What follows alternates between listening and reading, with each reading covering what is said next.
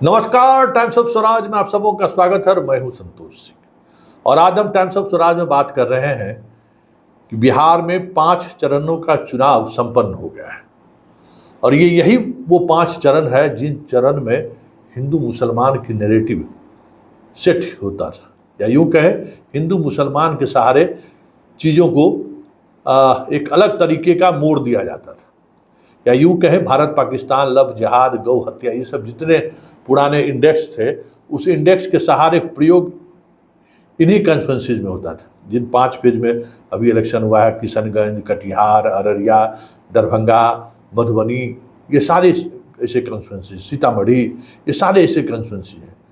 लेकिन इस बार कहीं से भी कुछ भी इस तरीके की खबर नहीं आई कि जिससे कॉमनल पॉलिटिक्स के सहारे राजनीति करने वाले को कुछ लाभ मिल जाए। मतलब इतनी होशियारी से, इतनी बुद्धिमत्ता से मुसलमानों ने इस बार वोटिंग किया है और राजनीति की है कि लोग सोच के हैरान है कि भाई मुस्लिम इतनी मैच्योरिटी के साथ वोटिंग किया है, राजनीति किया है, किसी ने सोचा तक नहीं था। अररिया, जहाँ हर बार चुनाव में से पहले कुछ न कुछ ऐसी घटनाएं घटती थी कि वहाँ प्रदीप सिंह को लाभ मिल जाता था, लेकिन इस बार बड़ी कोशिश के बावजूद भी प्रधानमंत्री तक क्या नहीं कहा, शाह से लेके योगी से लेके कौन, हेमंत विश्व शर्मा से लेकर कौन नहीं आया कि कुछ न कुछ चिंगारी लगे और फिर उसके बाद तो जो होगा सो होगा ही। लेकिन साइलेंटली सब कुछ हुआ, साइलेंटली। मतलब आप जब मुसलमानों के बूथ पर जाते तो लगता ही नहीं कि भाई ये मुसलमान का बूथ है। 10 आदमी, 5 आदमी, 8 आदमी, 20 आदमी लाइन पे आया, चुपचाप वोट गिराया, चला गया। कभी ये लगने ही नहीं दिया कि मुसलमान वोटर एग्रेसिव होकर वोट कर रहा है, जिसका लाभ कॉमनल पॉलिटिक्स करने वाले पॉलिटिशियन उठाते थे। मुझे याद है दरभंगा, मधुबनी में जब टीवी चैनल वाले को मैनेज करता था कॉमनल पॉलिटिक्स वाले लोग कि वो भी बहन आप वहाँ ही लगाइए मुसलमानों के बूथ पर, और सुबह से थोड़ा वीडियो दिखाइए कि किस तरीके से लंबी कतारें हैं मुसलमानों का। जैसे ही दिखना शुरू होता था, दूसरी तरफ जो हिंदू लोग चूड़ा दही खा के सोया रहता था ना, वो खाट उठ के लाइन में लगकर वोट करना शुरू कर देता था।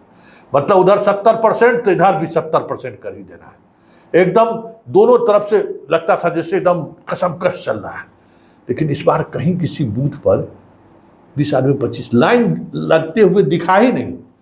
लेकिन सुबह से लेके शाम के 6 बजे तक जितना उनका वोट था, जितना प्रतिशत वो वोटिंग करते थे, वो सारा वोटिंग परसेंटेज सब कुछ अब जब चीज़ें सामने आ रही हैं तो एकदम परफेक्ट उतना ही वोटिंग किया उन्होंने। अररिया हो, दरभंगा हो, मधुबनी हो, ये सारी कॉन्स्टिट्यूंसी, कटिहार हो, सारी कॉन्स्टिट्यूंसी में, सीतामढ़ी हो, चुपचाप बिना किसी हंगामे का, बिना किसी विवाद का, कुछ बातें हुई भी तो चुपचाप सुन लेना है। मतलब ये अजीब लगा इस बार। वैसे भी बिहार में ज़्यादा कॉमनल फीलिंग वाली बातें नहीं होती है, लेकिन जहाँ जहाँ इस बार हंगामा भी हुआ, कुछ प्रॉब्लम भी हुआ था पिछले साल, वहाँ भी चुपचाप मुस्लिम लोग वोट देने आए, वोट गिराए और चले गए। माइक लगा कर लोग पूछते रहे, कोई स्टेटमेंट भी वो देते हुए नहीं देखे कहीं।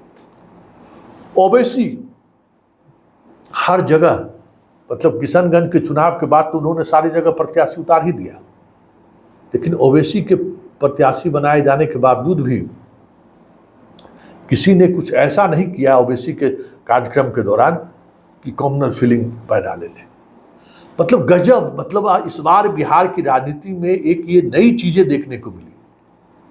साइलेंटली आप मुसलमान के 100% मतदान केंद्रों पर आप के बारे में जानकारी ले लीजिए। हमने तो सारा ये समझ जाए कि औरंगाबाद से मैंने शुरू किया और यहाँ हाजीपुर तक, कल के लास्ट से हम उन्हीं जगहों को इंडिकेटर के रूप में हम बात करते रहे, लोगों से जानना चाहते रहे।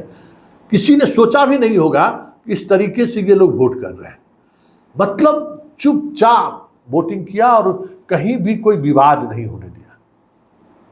और इसका असर अब चुनाव परिणाम पर कितना पड़ेगा ये तो आने वाला वक्त बताएगा, लेकिन इतना तय है कि मुसलमानों ने राजनीति करनी सीख ली है।